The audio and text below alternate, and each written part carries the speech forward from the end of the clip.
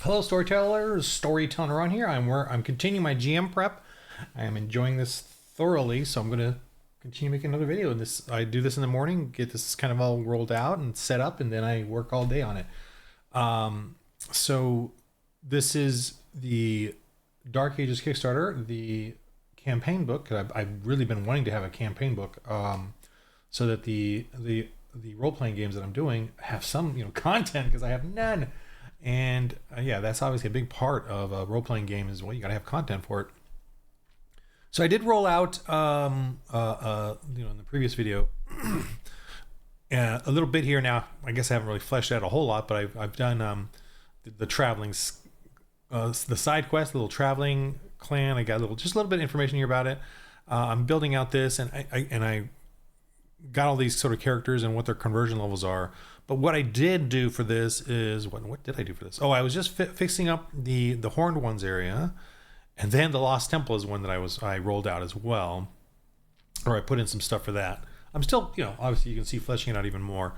But the thing I really worked on was the Lost Temple ruin theme. So this is kind of like an additional rule tables for the game, like rules that you can just use in here or in your own little extra lost temples and ruins that you want to place in the game, and you can create sort of the feel of it. This gives you like the feel of it, and what you would want to put in it. And once you get sort of the theme, it's much easier to then, I'm going to put this, and put these kind of characters in it. And then that's basically what sort of this breakdown of like this would be like. And on this side, it's I'm gonna add a page of just more items that you can find, like magic items, but they're in a sense of like well-made ancient things, noble and royal items and gear and weapons, and done by like the Sumerians or the Syrians, sort of like ancient technology that we've lost, that they could find in these ruins, littered throughout the Dark Ages lands of northern Italy. And my thing is, and I read this in Robert E. Howard's what's his name? The Puritan guy. Oh my gosh, I forgot his name. I just read it over a little vacation. Where's that book? I just read it too. The Puritan guy. Solomon Kane, my goodness. It was really cool, the stories in there, and they had one about where these this lost sort of tribe or remote tribe of Assyrians were in Africa. So that was cool. That was really neat. So that's kind of what I'm doing here, is like like doing a little bit of that sort of Hyperborea or primordial or ancient thing, where some of these lost tribes, lost civilizations have sort of dispersed out a little bit and have their own little satellites of hidden advanced ancient technology type of cultures in there, whether they're active or deceased and decayed. So that's kind of the thing here that you can have, is a fun way of creating historical, an amalgam of mystery and myth and fantasy, and then gives you sort of what you can put in there with them. And I'm definitely going to add some more creatures too, more primordial type, extinct type creatures. I'll probably do a page of that here at some point. It's definitely in my mind. So anyway, I worked on that. I'm going to finish this up some more too, and then the next portion here, Stones of Ravio. Okay, this one is just a fun. You got to go do sort of a finale here, but then there's like a bunch of various mines where you got to like liberate slaves in there, and you can create.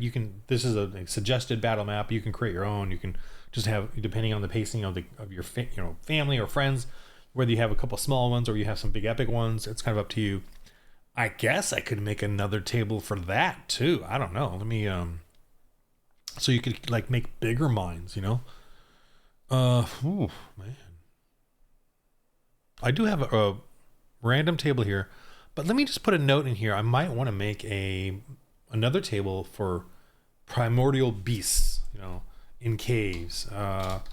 Random table of primordial beasts? Question mark? Let me just do that to tell myself maybe I want to do something like that. I'm gonna make this a little bigger to see it there. Okay. And then this is just me going to break out the mines and add more stuff in the mines and stuff. The stats or creatures. I mean, they're all very similar because it's all mines, and it's all about fighting the baddies to free the slaves and get a few, I don't know, glory point or some salvage, but minimal salvage. But then on to the next area, we have Aragno, and Aragno has a really fun little, almost like a kiddie adventure for kids adventure, where the church is being sabotaged by a witch. Here, let me zoom in a little bit here if you can see this. It kind of blurs when it gets too close.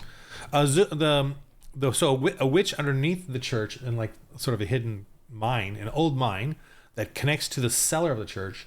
She is this, and this is sort of the typical of what you could do in most of them. She is feeding like steroids and making Rabbit a giant rat. So that's a scary beast. And then the way it's built is the rat's little vermin offspring are going up into the cellar and cursing, and infesting this church. And the monk thinks he's being, or the young sad monk thinks he's being cursed by a god, and the pagans are making fun of him, and no one is going to his church, and it's a failed church, and thusly they got to discover what's going on. And the tunnel here is supposed to be like really small, so they can't crawl through it, but they know that these rats are coming up through this tunnel, and where that, and they got to find throughout the town that, oh yeah, there's an old mine over here. And obviously this is very small and tight the way I did it, but you could make it bigger. You can make it more and more prominent. I should definitely, and now that I'm doing this campaign book, I obviously can make it even bigger than that. So that's the fun little epic story there. And obviously for like a one shot, you can make it a small mine, and they get right to the point when they go adventure there and figure this out. And once they reveal that, and the people learn that, their belief in this pagan god or this pagan people, pagan witch or whoever, they realize they've been hoodwinked, so that gives you like a bonus to converting them. But okay, what I want to do though for this part is I want to add in a bit more secondary adventure as well. There's a few buildings here that could be craftsmen. This is kind of meant to be a stream running through it, because it's in a valley on the map. And it's like the second village they go to on their mission. If they go in sort of the linear way, they don't have to go the linear way, but if they wanted to. Okay, so I'm gonna roll a couple of these buildings using the Dark Ages rules, and just get a feel for what else I could put there. What sort of, and that's a GM prep thing to do. Like, you really want to build out a sense of a world. So whenever they go into a new place, they have a sense of something new going on. All right, I'm going to start with the village part because this is a little village. And activity nearby. I want to roll to see kind of what is the main thing that they focus on. And this, since it's the second village, I'm going to go ahead and roll with a D6. I'm going to use a D6 as my die rank. Not the D4, but the D6. Because I could still get a 1, so that's kind of what I like about that. Like, I can still roll low, but I could roll a little higher. So let's go with that real quick. And obviously, this town already has, well, I don't know. Let's roll a D6. 3. Mining, lumber, milling. Okay. Good. Mining, lumber, milling. Okay, so we're going to have, let me write this in notes, and I should definitely give myself another page, or let me switch these pages around. I gave myself some pages already. So let me just switch the rat thing here to the other end of this. I'm just flipping them here. And then here, I want to write down these notes. So when I start working on the filling it out for realsies, I will have all these notes here. Mining, so this gives me a sense of, okay, so what they're doing here makes sense. What are we moving on to next? The inn. I don't really know if there's an inn. Let's do some workshops here because there's some buildings there, and these obviously workshops. Any town could have a little smidgen of any of these, but these are like the focused, sort of established ones. So let me roll a d6 for the 2. Belt maker, grocer, barber. Ooh, that's interesting. Okay, that's really interesting. That's going to be pretty, because a barber is kind of like a surgeon and all that, So these are like the unique buildings that are there. The grocer, that's interesting.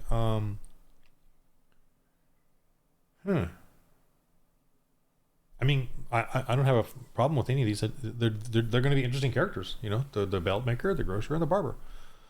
So and that's again, there's going to be a farm with some some livestock and all that here. There's like a pig farm here, down here, and there's a chicken farm over here, and they're just small. They're not like industrial or anything. But obviously, in this area right here, in the craftsman area, there's for some reason a belt maker, a grocer, and a barber. The grocer handles all of the not them, but I would say the grocer brings in a lot of outside fruits and vegetables to the locals, and yeah. Anyway, I do for sure have the livestock in these areas, so I'm going to go ahead and make sure those are the same. I'm gonna do some more rolls here, though. Let me do some more rolls just to mix it up. Okay. The witch hut. I wonder if there's going to be a witch hut. There should be, since there's a witch, but she lives in the mine, so I'm going to skip that. Leave it as it is. I feel like these type of things are in a more dense town. Let me move on to... Those are all sort of remote areas, which I don't have in this one. I don't need. I'm going to move on to the Pagan X Crawl. And since I already have that one story of a pagan activity, which is the major one, I just need...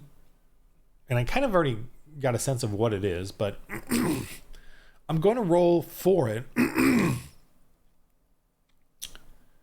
I kind of already have a sense of that story, so I don't really know if I need to build up on that one. But let me go ahead and build up on it just to see what I can get out of it. I'm not going to roll the local pagan activity die rank, but I'm going to do the motive here. Even though I kind of know the motive, it's to destroy that church and get rid of it. Let me roll 4. Finding riches seeks influence. So they're trying to get rid of that church because it's going to affect their... Finding riches seeks influence. As coin main, bad apples may hide behind paid goons. So in destroying, I'm going to say somebody is using the witch to do this to the church so that it'll get out of their way of their business, right? And I would say the business is slavery. They think that the church is going to be against their slavery. But let me keep going. I'm just brainstorming here a little bit. I don't need a location. I'm going to skip that. Established location feel. Oh wait, modus operandi. Let me do that. Just a 2. Manipulative. Curses others, makes be okay. This fits in with what I'm already doing, so that's good. I don't know. It's like, oh, this affirms what I'm doing, which is it affirms what I'm doing, so it doesn't change anything. But I like that it affirms it. Okay. Established location feel. Yeah, let me roll it. D6, 3. Temporary setup of pagan activities, but benefiting from established resources. Okay, this is confirming what I'm doing already. That's okay. I'm going to take it. Okay, extent of setup. 3. Several rooms, meaning a few guard slaves, leaders, some connecting spaces, nearby ritual grow space. Sort of what I've got already, but I'm going to go ahead and just do it just to keep my note, or just to keep me... This is the main pagan plot, which is the witch in the mine. I've kind of already got that figured out. So let me... What else am I doing? All right, the enforcers. Let me go ahead and... I do already have the enforcers in there, but let me see if anything new pops up in this, just for the fun of it. 6. Oh, that's new. Roll a d4 for 1 below, plus a tough guy with a bear, lion, panther, or large wolf, used in worship 2. That could be the giant rat. Roll d4 below. Tough guy with this. And 3, hired bandits, brigands who may have their own agenda. Still pagan. Okay, that can be some interesting characters. And I'm going to add this in there as well. And obviously, this doesn't have to be 100% fitting to this, but either way. But I'm just giving me some stuff to work with. Okay, enforcer enhancements. Okay, that's a neat one. And that's D12, so that could be anything. It's a random D12. 3. D4 die ranks added to main leader of enforcers. Okay, so that means, some skills. Well, let me just roll how many right now. Let me roll roll a d4. 4. Ooh, 4 die ranks added to main leader or enforcer. So this to me says like he's going to be really good at to hit. And I'm going to say 4 die ranks in the sense of, let's say they have a d8 armor. I'm going to make it a d10. That's going to be 1 die rank. You know, in as a player, if you were to go from d8 to d10, that would be 4 die rank. It would cost you 4 glory points or whatever. But for this, it's every die rank is just 1 above. You know, whatever I increase. If I increase the armor, if I increase the damage, if I increase the to hit, it's just 1 for 1, not like the glory points where you got to spend based on the die ranks. You know, so I'm gonna make this guy tougher, that'll be fun. I'm gonna make that giant. I don't know. The tough guy should have a creature, and I'm thinking the giant rat, but the giant rat is already its own thing, its own beast. So I'm going to make it have its own, you know, other creature. What is akin to a giant rat? I think I should have it be giant rats, or he can have some big rats that are in a cage, and then if they need to unleash them, they will, kind of a thing. So I'm going to already write that right now. So I can just replace this. Has large rats in a cage to be unleashed. Has a potion to splash on target rat's attack. See? There. That's the magic. That's the black magic. Okay. And I'll make sure there's a fumble roll too. You know, fumble on 1, 2.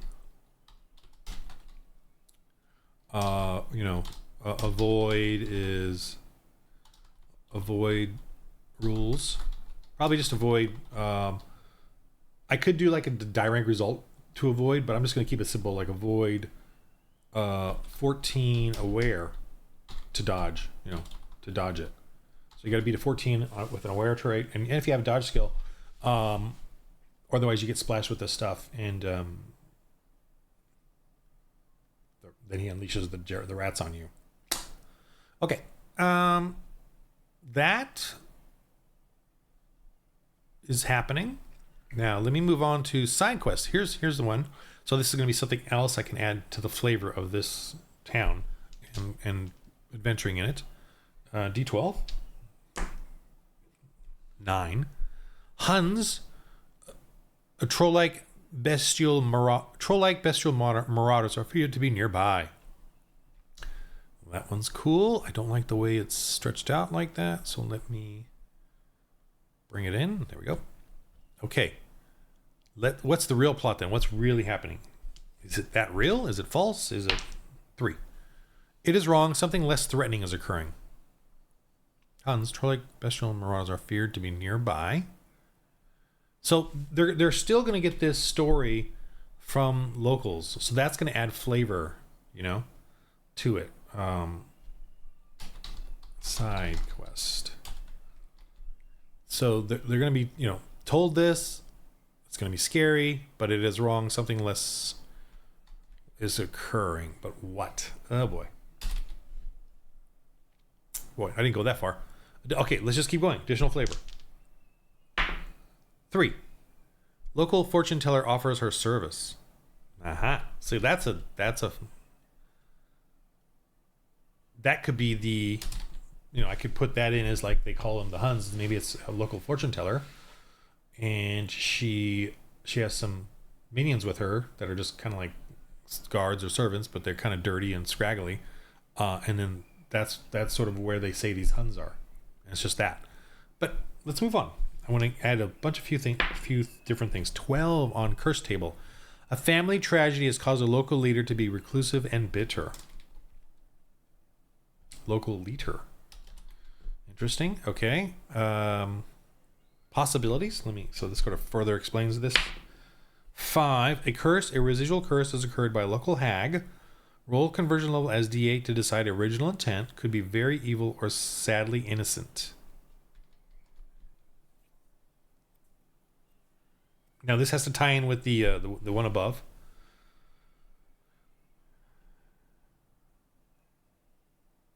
Yeah, I don't like the sadly innocent thing. I need to change this, and that's good. This hasn't been published yet, so I'm trying to.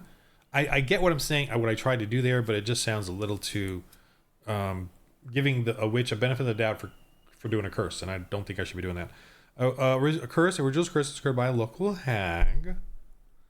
That's it. Roll conversion.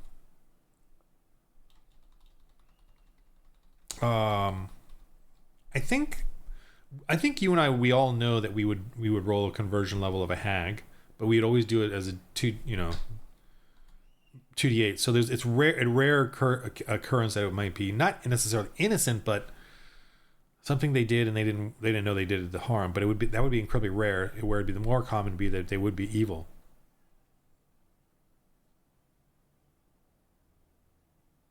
I'm gonna keep it like this because you and I know that in the rules you roll a 2d8, pick the lowest for individuals you know that are generally evil, and a hag is generally evil. So I don't need to add that to it. And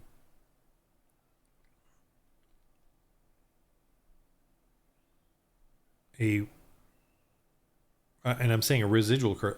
A curse has been implemented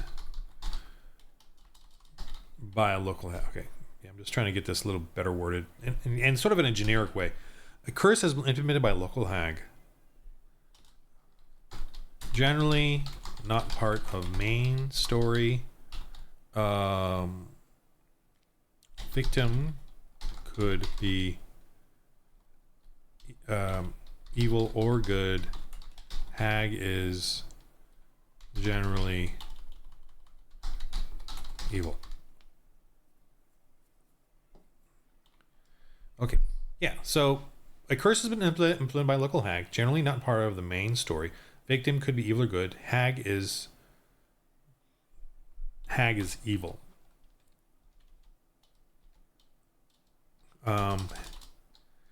Hag is D4 on conversion, not D8. Not D8 or D8, keep lowest. I just made a new thing there.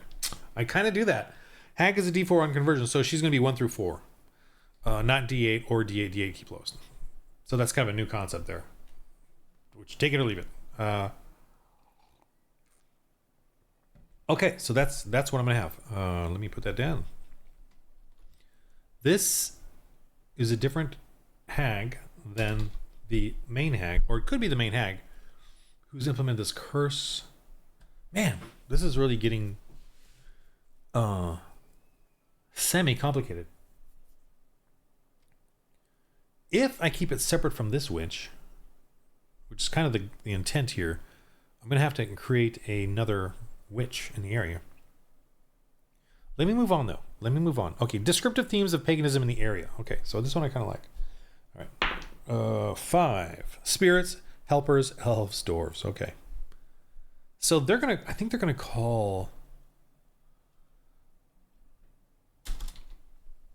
let me take out these numbers and just do it as bullet points. I think bullet points is a little better for this part for me. Okay, so spirits, helpers, elves, dwarves, so that's the theme. So they're, instead of using Latin gods or I'm going to come up with some names of spirits in the area that they worship. Like I think the rats could be, they say that the rats are summoned by the dwarves who hate the church who's coming into the area.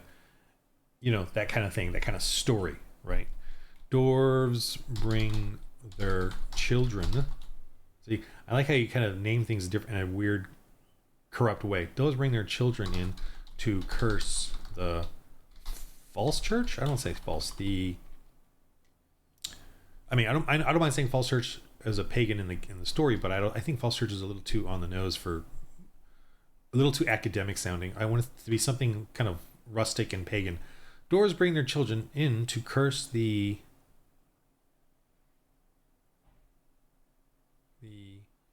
incursion of the church. curse the church, but I'm trying to think of a way they say it to belittle the church. Dwarves bring their children in to curse the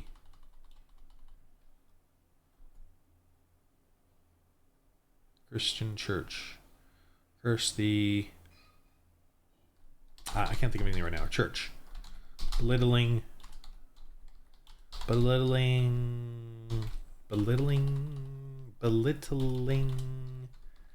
term? Question mark. I'll come up with something at some point.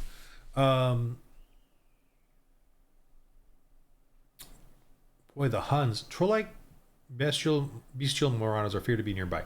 Okay, so I'm going to re-describe that as something else, but it's the local, like a fortune teller in her caravan or whatever. Redescribe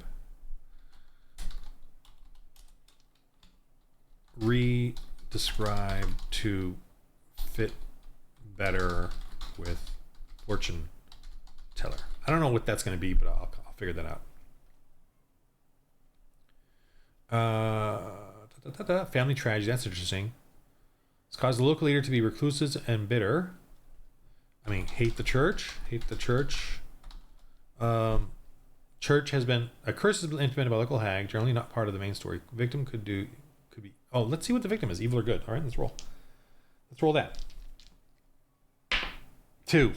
Very evil. Okay, so yeah, definitely gonna have this be. I think this could be the Sevacor, the main. There's a there's a main guy who hates the church and thinks that the church has caused his pain and suffering or something. And this guy here, maybe he's the main sort of leader of the church of the year.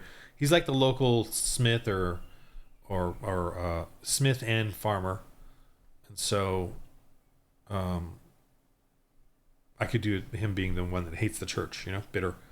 And 2 means he's manipulatively evil. So yeah, okay. Let me see if there's any other roles here. I do. Oh, let me roll this one. Family friendly paganism. Just to give me an idea of sort of like a flavor, like the theme again. But even 2. White magic to heal whilst using black magic to harm. They are probably the cause of local ailments that they then offer to cure and gain influence. So the one thing I'm going to say about this then is they're probably offering the church the cure if they just worship their gods, right? And obviously the priest is not going to do that, praying to the Lord for help, and that's when the missionaries come. But so everyone's making fun of them, and no one else is affected by the dwarves' children. I like saying that, the dwarves' children. It's the rats, the dwarves' children, and that's kind of cool. The dwarves live in. I'm going to say that the forest dwarves bring their children in to curse the church. I think I'm going to make this make a little more sense in my own way, fit it better. That the Huns I'm going to say the dwarves maraud in the nearby forest. Do not go out there. Do not go out to the mine. Do not go out. I'm going to tie it in a little better with the story, I think, so that it does sound creepier. So they don't want anyone going out and finding the mine. So I am tying it in with the main story, which is, I just think that's kind of more interesting. Yeah. So the dwarves, forest dwarves haunt the woods. Do not go out. Do not go beyond the path. Local fortune teller. I think she's the one that tells them this. I'm gonna do that. Local fortune teller gives free warning about forest dwarves, but also offers service to locals. So, I know I'm kind of tying it into the main thing, but I'm just that's the way it goes. Okay. That's good. I think we've got a lot of stuff to build out here. I'm going to build that out quietly. I'm just wondering if well, we have the rat beast. We have the rats. That's enough of a scary. Oh, the local merchant here, Savacor. That's the guy who's going to have the tragedy. That I got to figure that the family tragedy that's made him incredibly bitter. How is that going to be a backstory? Is that going to be a sick daughter? I don't know. I'll come up with something. It's going to be simple though. Does it need to tie in with? Oh, here he handles local enforcement, but lets the horned ones do the dirty work. He keeps an eye on visitors and scoffs at the Christian church and faith. He is unaware that Frophisto herself, Frophisto, that's the witch, is causing the rat infestation. He believes it to the strength of their ancient horned one and the weakness of the Christian god. He has a few locals as muscle. Okay. Oh, the ancient horned ones are the main thing here. So should I remove the forest dwarves? Because the ancient horned one is the same thing.